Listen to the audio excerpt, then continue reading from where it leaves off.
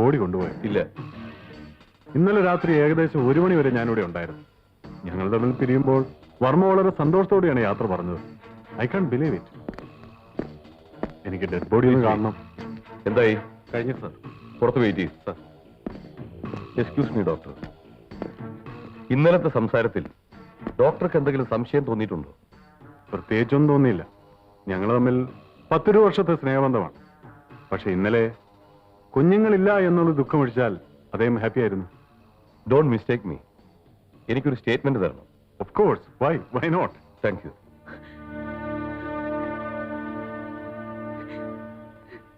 ജഗദീഷ് എപ്പോ വന്നു? ഞാനിപ്പോ വന്നതേ ഉള്ളൂ. എങ്ങനെ അറിഞ്ഞു?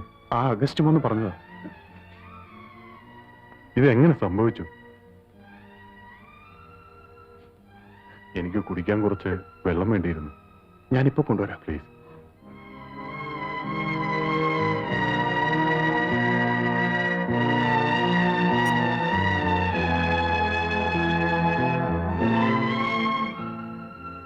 ആത്മഹത്യ തന്നെയല്ലേ? ഞാൻ പോകുന്നു. കുട്ടിയെ സ്കൂളിൽ വിടണം. അതിനടുത്തുള്ള ശ്മശാന ഓർമ്മ വേണം.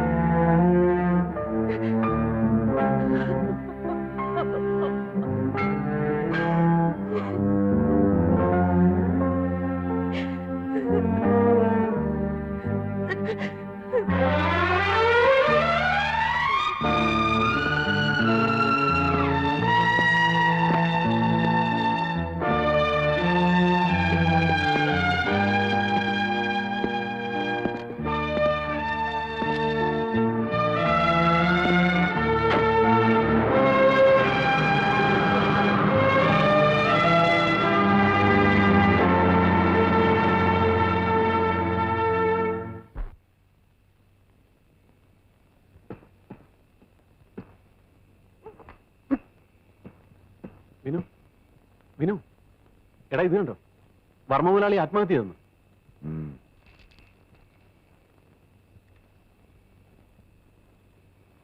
ഇന്നലെ രാത്രിയാണല്ലോ സംഭവം. എടാ, നീ ഇന്നലെ എത്ര മണിക്കാ മടങ്ങി വന്നത്? ഞാൻ അല്പം ലേറ്റായി. സത്യം പറ, അവിടെ എന്താ നടന്നത്? എന്ത്? നിനക്കൊന്നും അറിയില്ലേ? എന്തറിയില്ലെന്ന്? നീ ഇന്നലെ എവിടെയായിരുന്നു?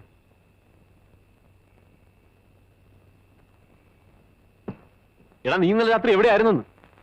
നീ എന്തിനാ അതൊക്കെ അന്വേഷിക്കുന്നത്? പോലീസ് അന്വേഷിച്ചു വരുമെന്ന് അറിയാനാ. ഞാനല്ല വന്നത്. പിന്നെ ആരാ? അയാൾ ആത്മഹത്യ ചെയ്താണെന്ന് നീ പേപ്പറിൽ വായിച്ചില്ലേ?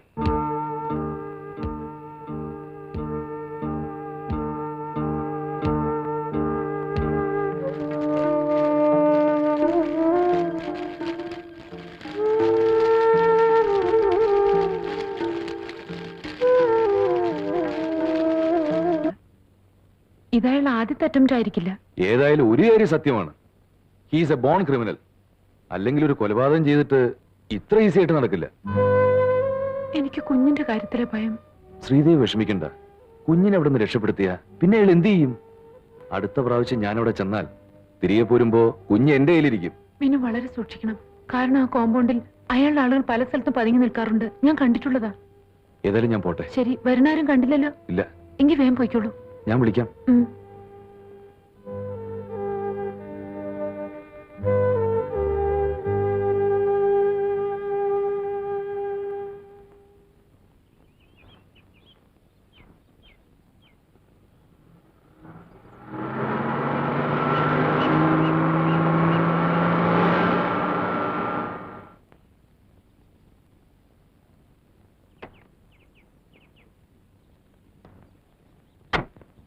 എന്താ? ഇവിടെ ആരുമില്ലേ? എന്ത് വേണം? അല്ല, ബെല്ലടിച്ചിട്ട് ആരെയും കണ്ടില്ല. ആരെ കാണേണ്ടത്? ഡോക്ടർ തോമസ് കുര്യന്റെ വീടല്ലേ? ഓ, അതിതല്ല. ഡോക്ടർ വീട് ഇതിൽ നേരെ നടക്കുമ്പോ റൈറ്റ് സൈഡിൽ ലേക്ക് കാണുന്നില്ലേ? ആ ലേക്കിന്റെ കരയിൽ ഒറ്റക്ക് കാണുന്ന വീടാ. Thank you sir. It's all right.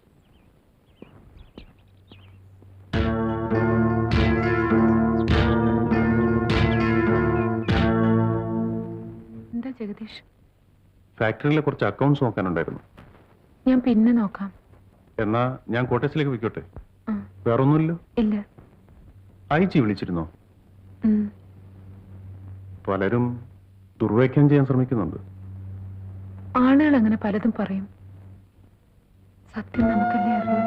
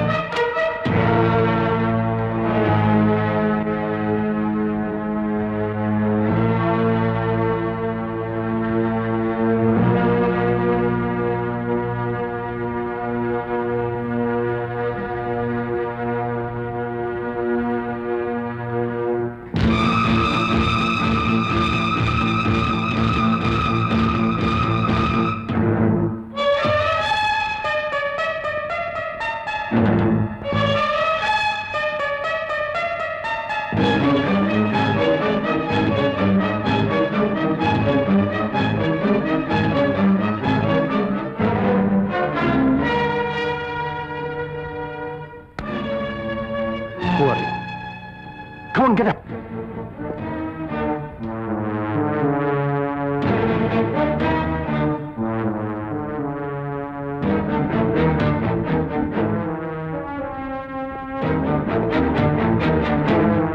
ഭയപ്പെടണ്ട.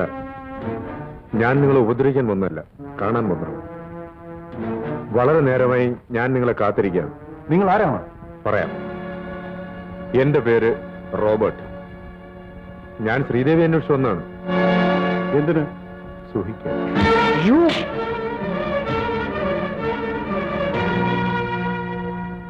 ഞാൻ ആരാണെന്ന് നിങ്ങൾക്കറിയാമോ?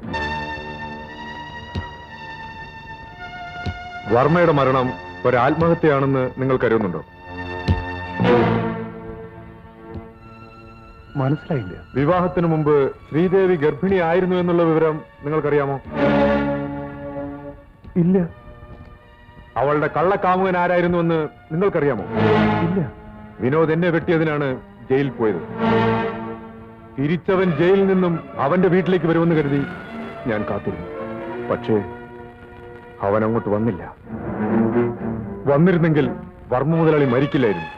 അതിനു മുമ്പേ അവനെ ഞാൻ വകവരുത്തിയത്. അവൻ നേരെ വന്നത് ഇങ്ങോട്ടാണ്, ശ്രീദേവിയുടെ നിർദ്ദേശം അനുസരിച്ച്. ഒരാഴ്ചയായി അവൻ വന്നിട്ട്.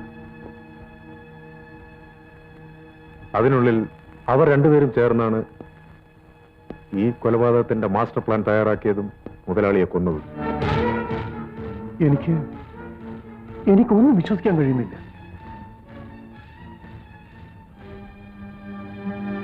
ഞാനത് തെളിയിച്ചുതരാം.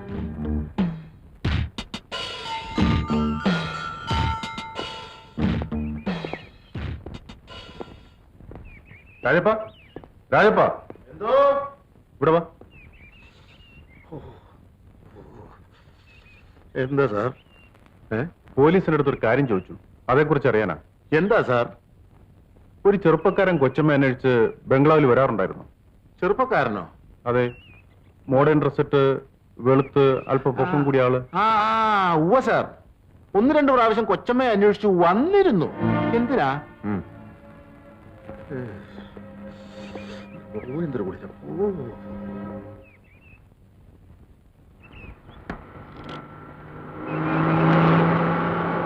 നിർത്ത്, വണ്ടി നിർത്തിക്ക്.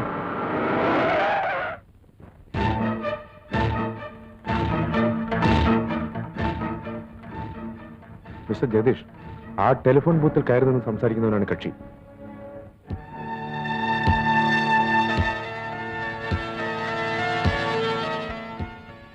തീർച്ചയായും അവൻ ശ്രീദേവിക്ക് ഫോൺ ചെയ്യായിരിക്കും. വേണമെങ്കിൽ വീട്ടിലേക്കൊന്ന് ഫോൺ ചെയ്ത് നോക്കൂ.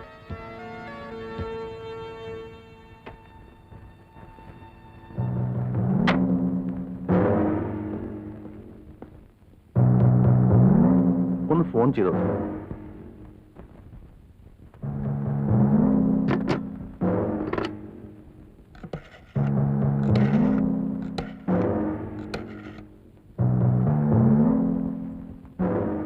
എൻഗേജ്ഡ് ആണല്ലോ. ഇനി ഒന്ന് ഡയൽ ചെയ്തോ, കിട്ടും.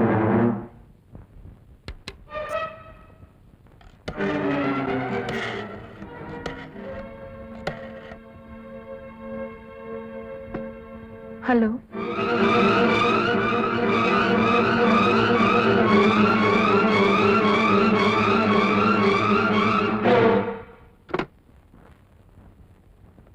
ഓഹോ, ഇതൊരു പുതിയ മൂവ്മെന്റ് ആണല്ലോ. അവൻ ജയിലിൽ നിന്ന് ഇറങ്ങിയിട്ട് ഒരാഴ്ചയായുള്ളൂ സാർ. ആട്ടെ, നിങ്ങൾ പെറ്റീഷൻ കൊടുത്തോ? ഇല്ല സാർ. കൊടുക്കണം, ഉടൻ തന്നെ കൊടുക്കണം. ശരി സാർ. ഓക്കെ.